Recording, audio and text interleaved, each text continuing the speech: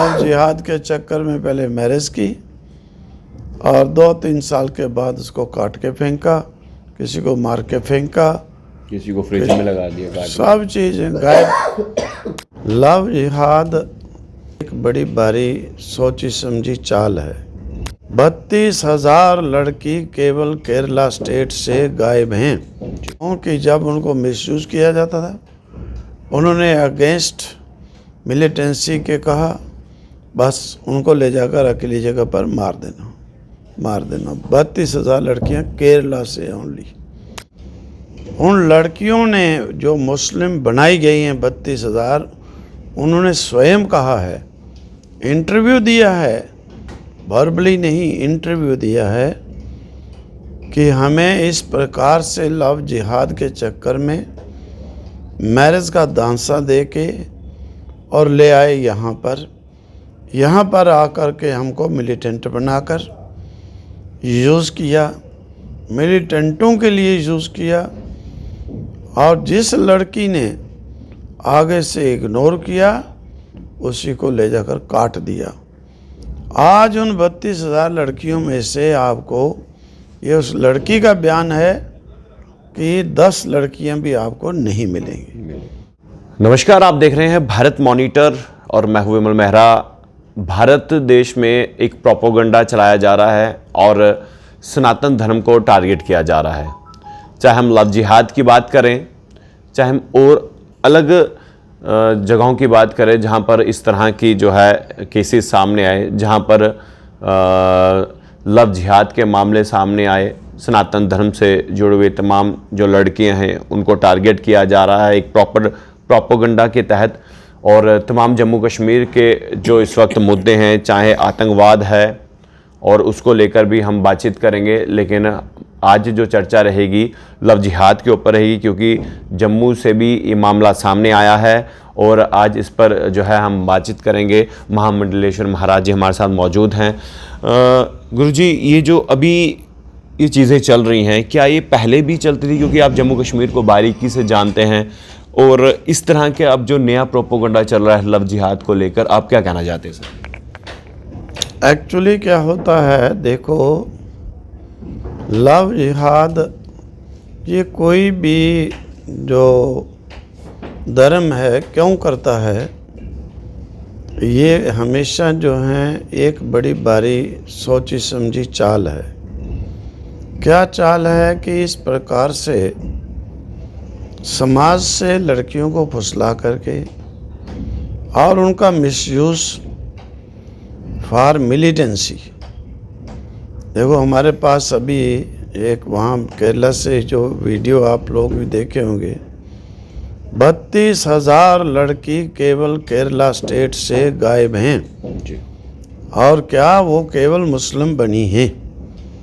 उन लड़कियों ने जो मुस्लिम बनाई गई हैं 32,000, उन्होंने स्वयं कहा है, इंटरव्यू दिया है, वर्बली नहीं इंटरव्यू दिया है कि हमें इस प्रकार से लव जिहाद के चक्कर में मैरिज का दांसा दे के और ले आए यहाँ पर आकर के हमको मिलिटेंट बनाकर यूज़ किया, मिलिटेंटों के लिए यूज़ किया, और जिस लड़की ने आगे से इग्नोर किया उसी को ले जाकर काट दिया।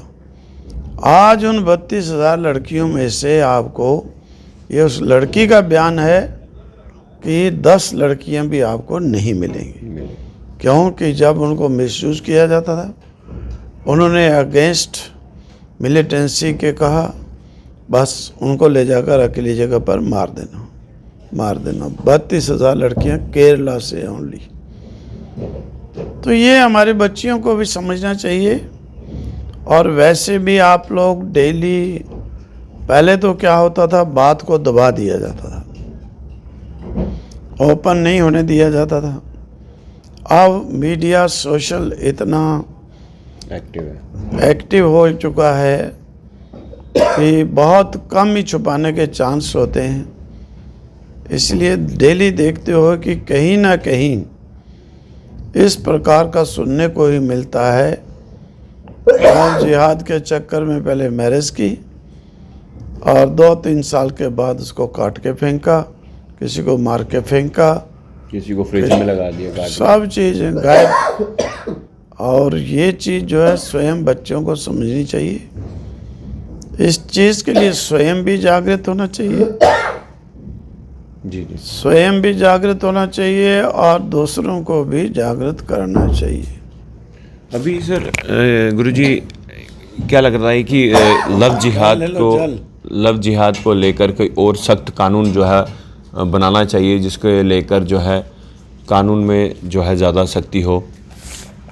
देखो, कानून में क्या है, हमारे हिंदू समाज के अंदर बड़ी भारी जो नेगेटिविटी है जी, कि समाज के किसी भी उत्थान के लिए जब कोई स्टेप लेता है तो हज़ारों आदमी बीच में एंटी जो है खड़े हो जाते हैं जी, और उसका क्रिटिसाइज करते हैं। यही कमी है। और हिंदू समाज के लिए देखो, दूसरे समाजों के अंदर आपने देखा होगा, हम किसी की कोई बुराई के लिए नहीं कहते हैं।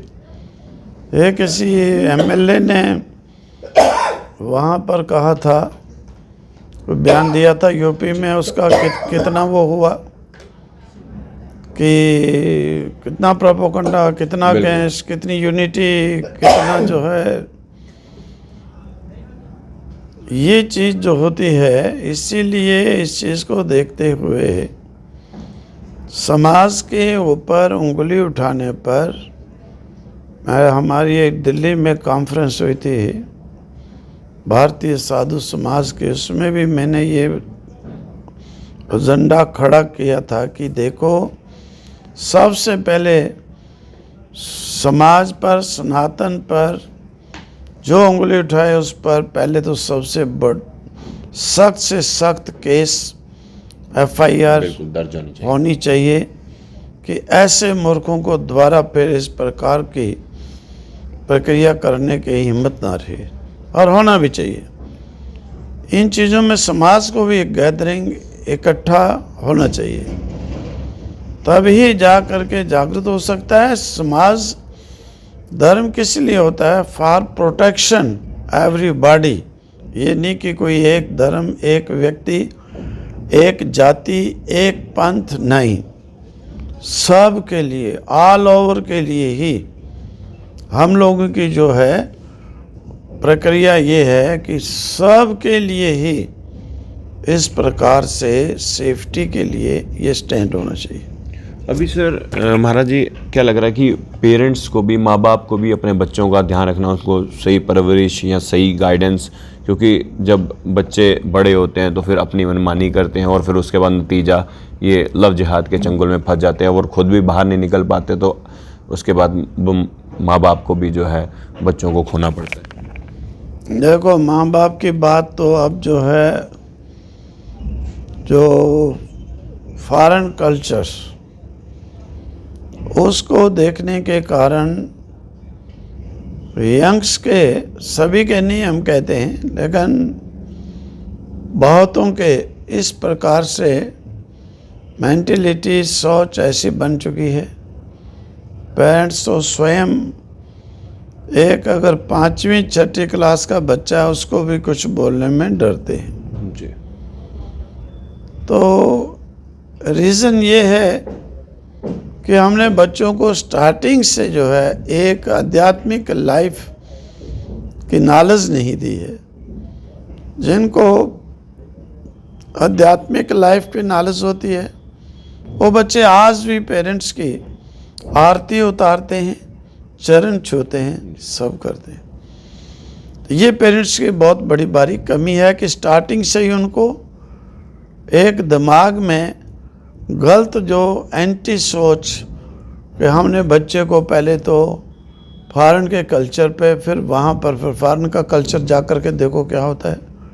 मैंने तो इस सारे हिंदुस्तान का पैदल चलकर एक एक गांव, कन्याकुमारी, कश्मीर, तिब्बत, नागालैंड, नेपाल, सब जगह देखा है। उसका रिजल्ट हमारा क्या होता है उसका रिजल्ट हमारा ये होता है कि इस प्रकार के स्टेप, तो ये हम लोगों को थोड़ा जागृत होना चाहिए इसमें।